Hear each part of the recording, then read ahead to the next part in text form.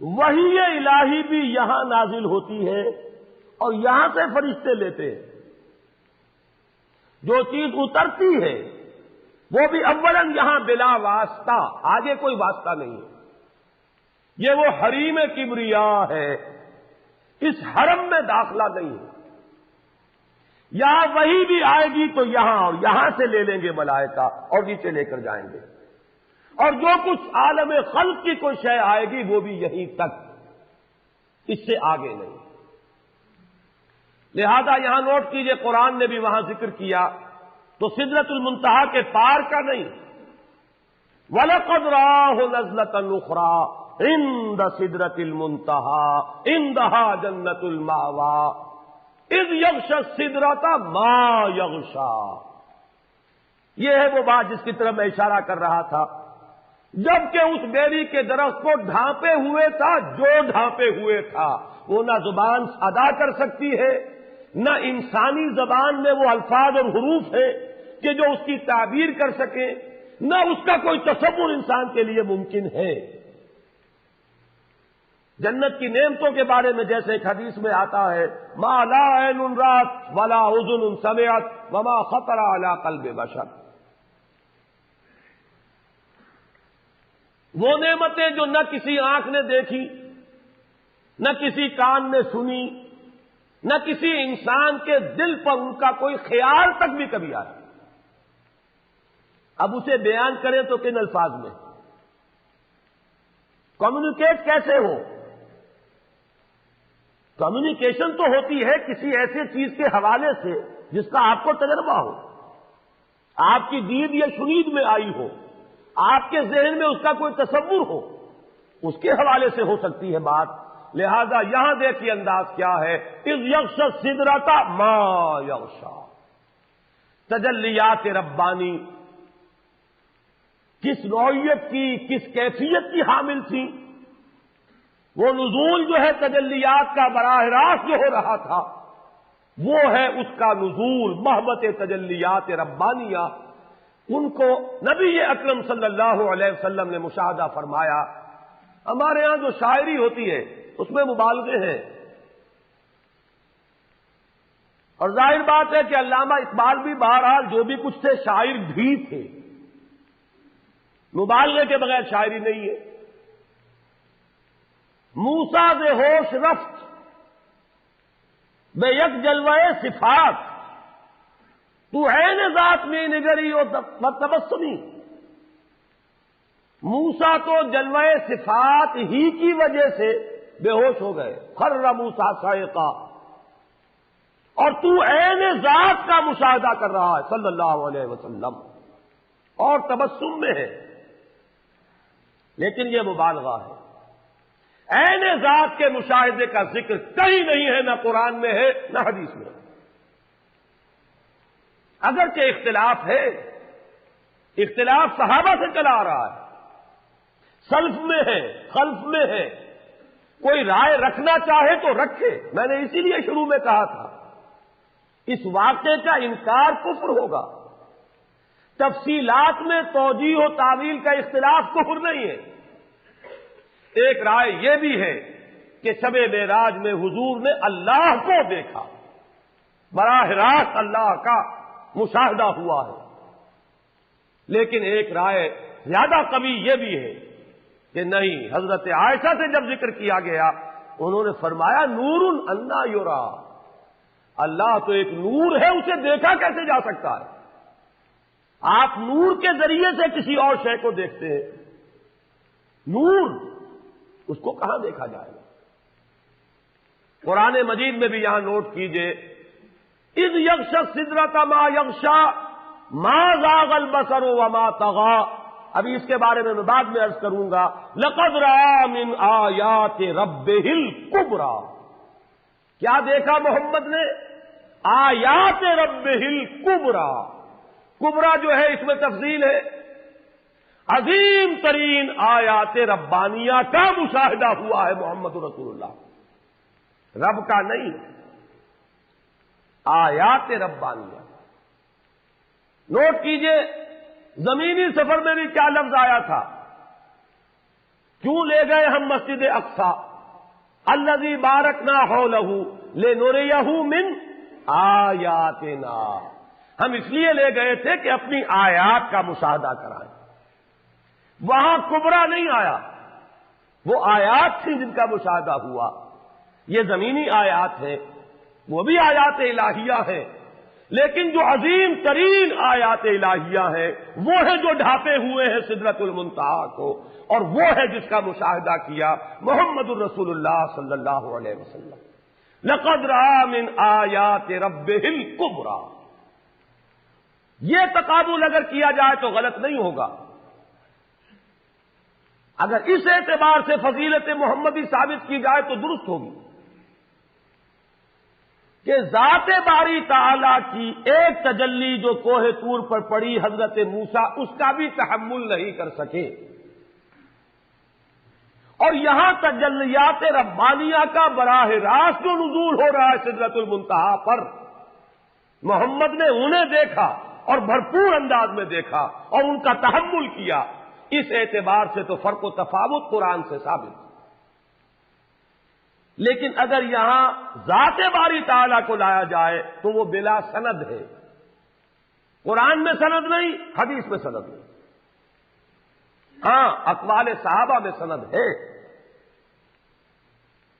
اب میں یہاں توجہ دلانا چاہتا ہوں، یہ عجیب مقام ہے، ما زاغ البصر وما طغى، عجیب کیفیت ہے۔ اس آیت کو سمجھنا جو ہے آسان نہیں ہے، جب تک کہ کچھ کیفیات کو پہلے آپ جان نہ لیں۔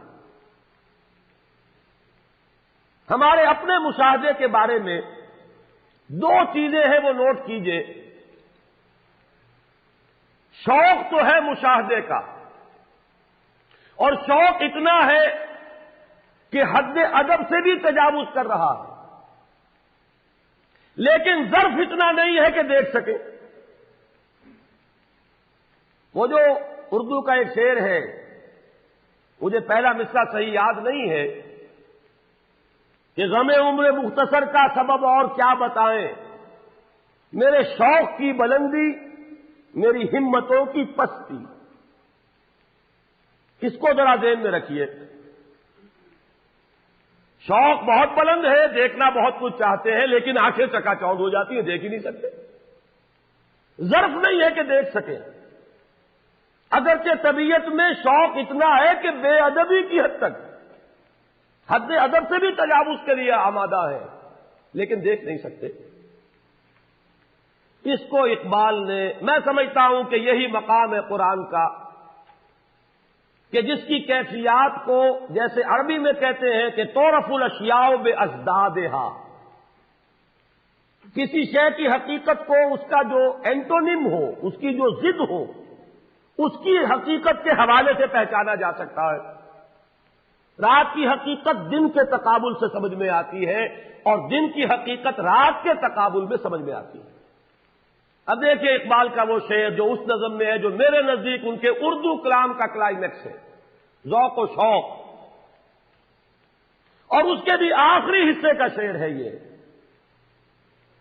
عین وصال میں مجھے حوصلہ نظر نہ تھا، گرچہ بہانہ جو رہی میری نگاہ بے ادب۔ دونوں اعتبارات سے جو ضد ہے اس کو لائے ہیں اقبال۔ میری نگاہ میں بے ادبی تھی، میری نگاہ چوری چوری بھی کچھ دیکھ لینا چاہتی تھی، جس کا دیکھنا ادب کے خلاف ہے، لیکن حوصلہ نظر نہیں ہے، دیکھ نہیں سکتے۔ عین وصال میں مجھے حوصلہ نظر نہ تھا، گرچہ بہانہ جو رہی میری نگاہ بے ادب۔ اس کو ذہن میں رکھیے، اور اب یہاں دیکھیے، ما زاغ البصر وما طغى، وہ مشاہدہ جو محمد کر رہے ہیں صلی اللہ علیہ وسلم، وہ بحث میں کر چکا، مشاہدہ کس چیز کا ہے، ذات باری تعالی کا یا اللہ کی تجلیات خصوصیہ کا، آیات رب الکبریٰ کا۔ لیکن مشاہدے کی شان کیا ہے؟ نگاہ جمی رہی، یہ ہے ظرف محمد کا صلی اللہ علیہ وسلم. نگاہیں چکا چوند نہیں ہوئی، نہایت تیز روشنی ہو، نگاہ اس کا تحمل نہ کر سکے، آپ نگاہ ہٹائیں گے. ما زاغ البصر، نگاہ ٹیڑھی نہیں ہوئی، کج نہیں ہوئی. جو کچھ دیکھا ہے نگاہ کو ٹکا کر دیکھا ہے، مشاہدہ کیا ہے، بھرپور کیا ہے، پورے ظرف کامل کے ساتھ کیا ہے، پورے تحمل کے ساتھ کیا ہے. لیکن وما طغا، حد سے تجاوز نہیں کیا، بے ادبی کا کوئی امکان نہیں ہے. طغا طغیانی، حد سے نکلنا، دریا کو اپنی موج کی طغیانیوں سے کام، کشتی کسی کی پار ہو یا درمیان رہے، یہ طغا ہے، حد سے تجاوز. نہ یہاں حد سے تجاوز تھا، وہ مقام ادب بھی ہے. العبد عبد وان ترقى والرب رب وان تنزل، بندہ بندہ ہی ہے. وہاں پہنچ کر بھی محمد مقام بندگی سے تجاوز نہیں کر رہے ہیں. فاوحى الى عبده ما اوحى، وہاں بھی حال یہ ہے کہ ما زاغ البصر وما طغى، نگاہ نہ کج ہوئی، نہ چندیائی، نہ ہٹی، اور نہ ہی اس نے حد سے تجاوز کیا. لقد رأى من آیات ربہ الکبریٰ، انہوں نے مشاہدہ کیا اپنے رب کی عظیم ترین آیات. اب ظاہر بات ہے کہ وہ نہ کہنے میں آنے والی باتیں ہیں. اللہ تو کہہ سکتا ہے، لیکن ہماری زبان کے الفاظ تحمل نہیں کر سکتے. کلام الہی نازل تو ہوا ہے ہماری زبان کے الفاظ میں، یہ الفاظ اس کا تحمل نہیں کر سکتے، اس لیے اس کو مجمل رکھا. اذ یغشی السدرۃ ما یغشی ما زاغ البصر وما طغى لقد رأى من آیات ربہ الکبریٰ.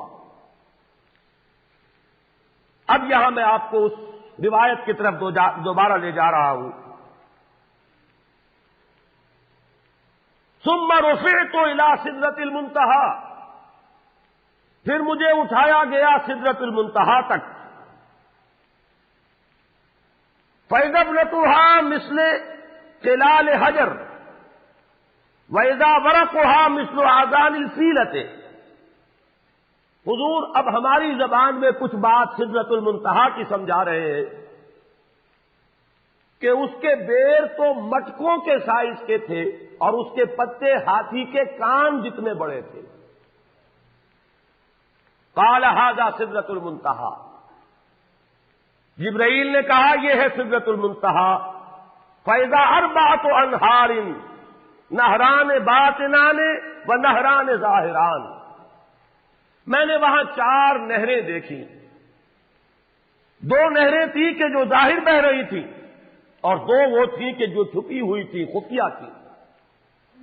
قلت ما ھذان یا جبرائیل، میں نے پوچھا جبرائیل یہ کیا ہے؟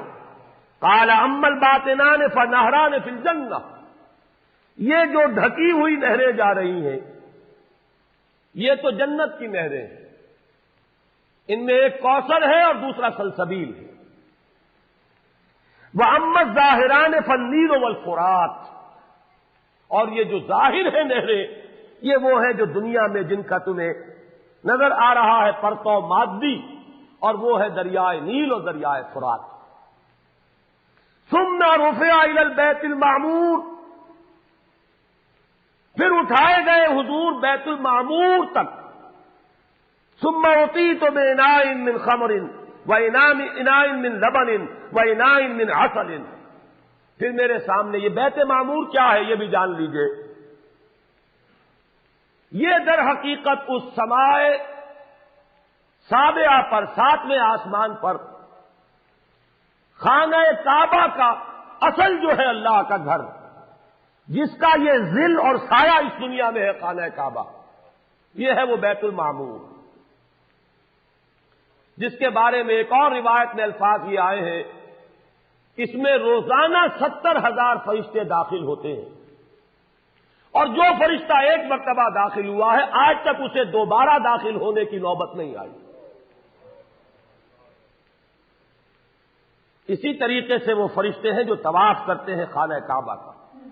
پھر جان لیجئے یہ ہماری نگاہوں سے مخفی عالم غیب کی ایک دنیا ہے اپنی جگہ، چاہے ہمیں نظر نہ آئے۔ پھر میرے سامنے 3 برتن لائے گئے، ایک دودھ کا اور ایک شہد کا اور ایک شراب کا۔ فاخذت اللبن، میں نے دودھ والا پیالہ اٹھا لیا۔ قال ہی الفطرہ، حضرت جبرائیل نے توثیق کی کہ یہ ہے اصل میں آپ کا انتخاب درست ہے، یہ فطرت ہے، فطرت اللہ التی فطر الناس علیہا، یہی جو فطرت انسانی سے قریب ترین شے ہے اس کا آپ نے انتخاب کیا۔ اتت انت علیہا و امتک، اسی فطرت پر اے محمد آپ بھی ہے اور آپ کی امت بھی ہے۔ ثم فرضت علی صلوات الخمسین کل یوم، ایک اور روایت میں الفاظ آئے ہیں، اس میں اس کی وضاحت نہیں ہے کہ 3 چیزیں حضور کو یہاں عطا کی گئی۔ ایک تو 50 نمازیں جو فرض ہوئی، ایک دن رات میں 50 نمازیں، اور ایک سورہ بقرہ کی آخری 2 آیات جو تحفہ اللہ نے دیا محمد کو امت کے لیے صلی اللہ علیہ وسلم۔ آمن الرسول بما انزل الیہ من ربہ والمؤمنون کل آمن باللہ وملائکتہ وکتبہ ورسلہ، یہاں سے لے کر آخر تک فانصرنا علی القوم الکافرین تک، یہ 2 آیات یہ جنت کے خزانوں میں سے 2 خزانے ہیں جو شب معراج کو عطا ہوئے ہیں محمد رسول اللہ کو بطور تحفہ امت کے لیے۔ اور تیسری بات یہ کہ اے نبی، آپ کی امت کے لیے یہ خصوصی بات ہے کہ آپ کی امتیوں کے گناہ کبیرہ بھی بغیر توبہ کے معاف ہو سکیں گے۔ یہ خصوصی تحفے ہیں جو امت کے لیے لے کر آئے محمد صلی اللہ علیہ وسلم۔ 3 تحفے، نماز جو اس معراج میں فرض ہو رہی ہے، اور اسی کو حضور کہہ رہے ہیں الصلاۃ معراج المؤمنین، اہل ایمان کے لیے یہ بمنزلہ معراج ہے۔ اس میں پھر روایت میں تفصیل آ رہی ہے، واپس جب آئے ہیں حضرت موسیٰ سے ملاقات ہوئی اور انہوں نے یہ فرمایا کہ یہ 50 نمازیں بہت ہیں، مجھے تجربہ ہے، تمہاری امت اس کا تحمل نہ کر سکے گی، واپس جاؤ درخواست کرو کم کرواؤ۔ حضور گئے، 10 نمازیں اس میں معاف ہوئی، 40 ہوئی، پھر یہی بات ہوئی، پھر بھیجا حضرت موسیٰ نے، پھر 30 ہوئی، پھر 20 ہوئی، چوتھی مرتبہ پھر وہ 10 اور پھر 5 رہ گئیں۔ اس پر بھی حضرت موسیٰ نے یہ کہا اب بھی جاؤ، یہ بھی بھاری ہے۔ حضور نے فرمایا مجھے شرم آتی ہے، میں اتنی مرتبہ جا چکا ہوں، مزید اب جانے سے حیا محسوس کر رہا ہوں۔ تو ندا آئی کہ یہ 5 ہی 50 کے برابر ہیں، ہمارے ہاں قول بدلا نہیں جاتا۔ یہ 5 جو ہے در حقیقت یہ قائم مقام ہے ان 50 کے کہ جو اولاً ہم نے فرض کی تھی، یہ 50 ہی شمار ہوں گی اگر ان کا انسان ان پر مداومت اختیار کر لے۔ میں آخری جملہ آپ کو اس کا سنا دیتا ہوں۔ فَأُمِرْتُ بِخَمْسِ صَلَوَاتٍ كُلَّ يَوْمٍ فَرَجَعْتُ إِلَىٰ مُوسَىٰ فَقَالَ بِمَا أُمِرْتُ بِخَمْسِ صَلَوَاتٍ كُلَّ يَوْمٍ قَالَ إِنَّ أُمَّتَكَ لَا تَسْتَطِيعُ 5 صَلَوَاتٍ كُلَّ يَوْمٍ وَإِنِّي قَدْ جَرَّبْتُ النَّاسَ قَبْلَكَ وَعَالَجْتُ بَنِي إِسْرَائِيلَ أَشَدَّ الْمُعَالَجَةِ، میں نے بنی اسرائیل کا حتی الامکان معالجہ کیا، ان کے حالات کو درست کرنے کی کوشش کی، لیکن مجھے تجربہ ہے یہ 5 بھی نہیں جھیلی جائیں گی۔ فَارْجِعْ إِلَىٰ رَبِّكَ فَاسْأَلْهُ التَّخْفِيفَ، مزید تخفیف چاہیے لِأُمَّتِكَ قَالَ سَأَلْتُ رَبِّي حَتَّىٰ اسْتَحْيَيْتُ وَلَٰكِنِّي أَرْضَىٰ وَأُسَلِّمُ قَالَ فَلَمَّا جَاوَزْتُ نَادَىٰ مُنَادٍ ابزیت فریضتی وخففت عن عبادی، متفق علیہ۔ مجھے ندا آئی کہ میں نے اپنے بندوں پر تخفیف کی، اس میں وہ ذکر نہیں ہے، دوسری روایت میں ہے کہ ساتھ ہی وضاحت ہو گئی کہ یہ 5 نمازیں بھی 50 کے برابر ہے، میری بات نہیں بدلی گئی ہے، وہ در حقیقت میں نے اسی 50 کا رتبہ جو ہے ان 5 کو عطا فرما دیا۔ یہ روایت ہے جو متفق علیہ ہے. روایات کثیر، جنت اور دوزخ کے جو مشاہدات کرائے گئے وہ بہت تفصیل سے دوسری روایات میں، لیکن کسی اور روایت کا استناد کے اعتبار سے، اسناد کے اعتبار سے وہ درجہ نہیں ہے جو اس روایت کا ہے. باقی میں نے مسلم شریف کی روایات میں سے اور تفاصیل آپ کو سنائی ہے. یہ ہے واقعہ. پھر حضور واپس آئے ہیں، وہیں بیت المسجد اقصی میں آئے ہیں، پھر واپس تشریف لائے ہیں، اور اس کا میں بیان کر چکا ہوں دوسری روایات میں کہ وقت بالکل نہیں گزرا، کہیں روک دیا گیا ہے، پوری کائنات کو کہیں تھام دیا گیا. یہ بات تو وہ ہے جو آج سے پہلے بھی سمجھ میں آ سکتی تھی کہ شاید کسی ایک جگہ پر پوری کائنات کو روک دیا گیا. وقت بالکل نہیں گزرا کسی کے لیے. لیکن جیسا کہ میں نے عرض کیا، اس وقت تو یہ بھی سمجھ میں آتا ہے کہ سب کے لیے وقت گزر رہا ہو اور صرف محمد الرسول اللہ کے لیے نہ گزرے صلی اللہ علیہ وسلم. آج یہ بات بھی سمجھ میں آ سکتی ہے، لیکن یہ ہے کہ قرین قیاس وہی پہلی بات ہے کہ اس میں پورے اس وقت کے لیے وقت کی رفتار کو روک دیا گیا ہو. وہ مسئلہ یاد آ گیا کہ آگے بڑھو یا وقت کی رفتار روک دو. تو یہ وقت کی رفتار ہے جو محمد الرسول اللہ صلی اللہ علیہ وسلم کے لیے روک دی گئی. اس کے بعد جو ہنگامہ ہونا چاہیے تھا وہ ہوا. صبح جب حضور نے فرمایا کہ یہ میرے ساتھ واقعہ پیش آیا ہے، تو جو رد عمل ہونا چاہیے تھا وہ ہوا ہے. یہاں تک بھی ہوا ہے کہ بہت سے مومنین صادقین متزلزل ہو گئے. مشرکین نے، کفار نے بغلیں بجائیں کہ اب ہمیں موقع مل گیا. معلوم ہوتا ہے ابھی تک تو شک ہی کی بات تھی کہ ان کو کچھ خلل دماغی کا عارضہ ہے، اب تو ثابت ہو گیا، کسی شک و شبے کی گنجائش نہیں. چنانچہ اب آپ اس کا اندازہ کیجئے، یہ واقعہ مکے میں بیٹھ کر بیان کیا جا رہا ہے، امتحان لیے گئے ہیں. اچھا اگر گئے تھے تو بتاؤ مسجد اقصی کے ستون کتنے ہیں، وہاں کی کھڑکیاں کیسی ہیں؟ حضور فرماتے ہیں، ایک حدیث موجود ہے کہ میں گھبرا گیا، اس لیے کہ کس کو یاد رہتا ہے. مسجد اقصی میں جا کر حضور ستون تو نہیں گن رہے تھے، لیکن یہ کہ جب پوچھا جا رہا ہے تو مجمع میں تو ہو سکتا ہے کہ تالی پٹ جائے کہ اچانک اللہ تعالی نے میرے سامنے مسجد اقصی کو کر دیا. اب میں دیکھ کر بتا رہا ہوں اور لوگ دنگ ہو رہے ہیں. اب دیکھیے وہ مشاہدہ جو میں نے عرض کیا تھا، مشاہدات بے شمار ہیں. جنت سامنے لے آئی جاتی ہے اور آگ سامنے لے آئی جاتی ہے، جہنم سامنے لے آئی جاتی ہے، مسجد اقصی سامنے لے آئی گئی ہے، جن میں سے ہر سوال کا جواب حضور نے مشاہدے سے دیا ہے. اسی ضمن میں وہ واقعہ آتا ہے کہ حضرت ابو بکر کے پاس گئے لوگ دوڑے دوڑے. وہ یہ سمجھتے تھے کہ اگر یہ پالا ہم مار لیں تو پھر ہماری جیت ہے. ابو بکر کو اگر ہم متزلزل کر دیں تو پھر گویا کہ ہمارے لیے کوئی اور پرابلم نہ رہے گا. روایت میں آتا ہے حضرت ابو بکر نے بھی سن کر ایک دفعہ جھرجھری لی ہے، لیکن صرف ایک سوال کیا، کیا واقعی وہ یہ فرما رہے ہیں؟ لوگوں نے خوش ہو کر کہا، تالیاں بجائے، ہاں ہاں کہہ رہے ہیں، چلو ہم لے چلتے ہیں. انہوں نے سمجھا کہ ہمارا وار جو ہے کارگر ہوا ہے، واقعی کو تزلزل ہے. لیکن اگلا جواب ابو بکر کا یہ تھا، اگر وہ کہہ رہے ہیں تو 100% درست کہہ رہے ہیں. میں روزانہ یہ مانتا ہوں کہ فرشتہ آسمان سے ان کے پاس آتا ہے، تو اگر ایک مرتبہ انہیں آسمان پر لے جایا گیا تو یہ کون سی بعید شے ہے؟ یہ ہے وہ دن کہ جس کے بعد صدیق اکبر شمار ہوئے ہیں ابو بکر صدیق.